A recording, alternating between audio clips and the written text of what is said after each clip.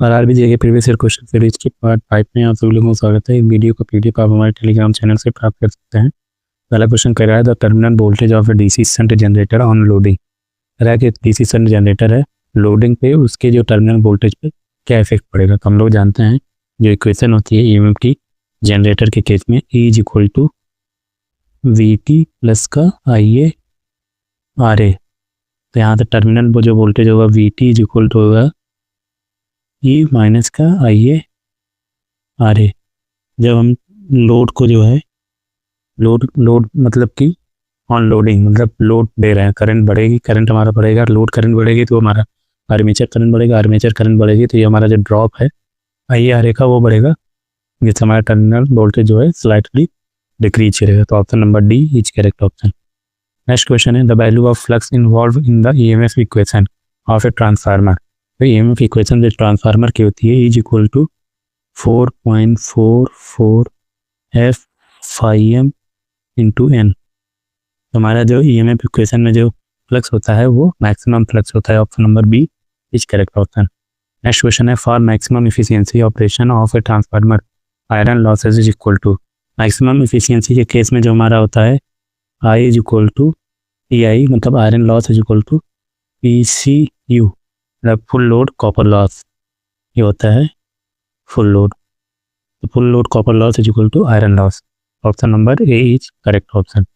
Next question the generator which gives DC supply to the rotor is called. तो exciter के रूप में DC generator का use किया जाता है। Option number B is correct option. Alternator में हम लोग एक्साइटर के रूप में डीसी जनरेटर का यूज किया जाता है। Option B is correct option. Next question magnetic field intensity has the dimension. हम लोग जानते हैं HL is equal to NI। तो H is equal to NI upon L। N होता है नंबर ऑफ टर्न्स होता है तो इसकी कोई डायमेंशन नहीं होती है। I को ऐसे ही लिख देंगे।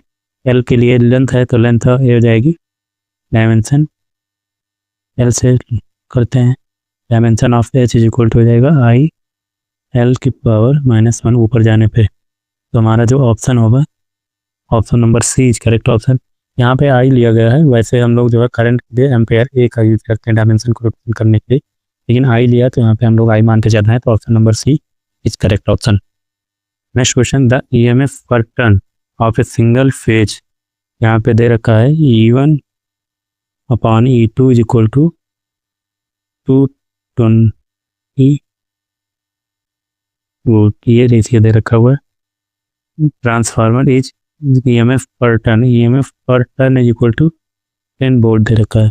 The primary turns are, number of primary turns पूछ रहा है। तो प्राइमरी जो ये है हमारा E1 का जो EMF है 2200 वोल्ट है।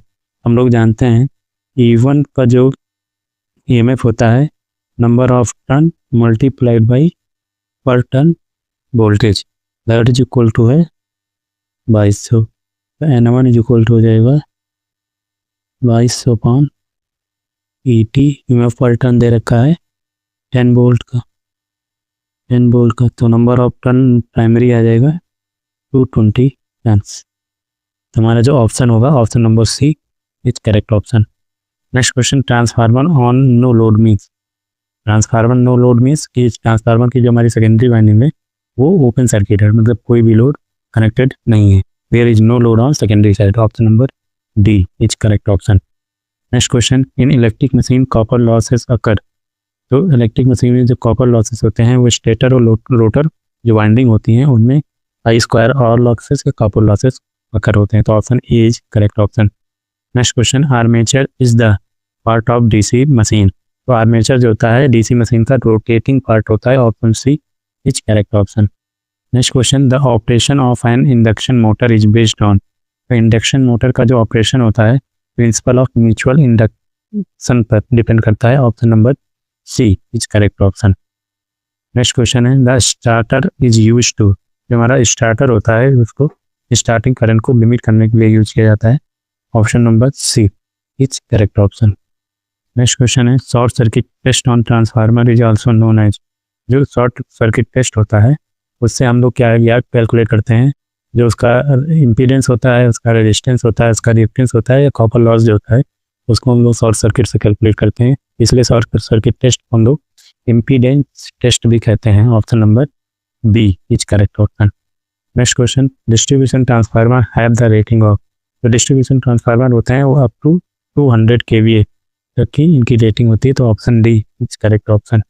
Next question, frequency of generator when the number of poles 8, तेरा नंबर ऑफ पोल्स जो दे रखा है 8 है, स्पीड दे रखी है 750, आरपीएम दे रखी है, हम लोग जानते हैं NS is equal to 120 F/P।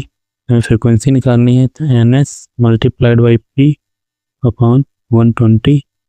NS की वैल्यू है 750 मल्टीप्लाइड बाई 8 अपॉन 120, ये हो जाएगा 1550 हर्ट्ज। जो फ्रिक्वेंसी आएगी वो 50 हर्ट्ज आएगी। Option number A is correct option.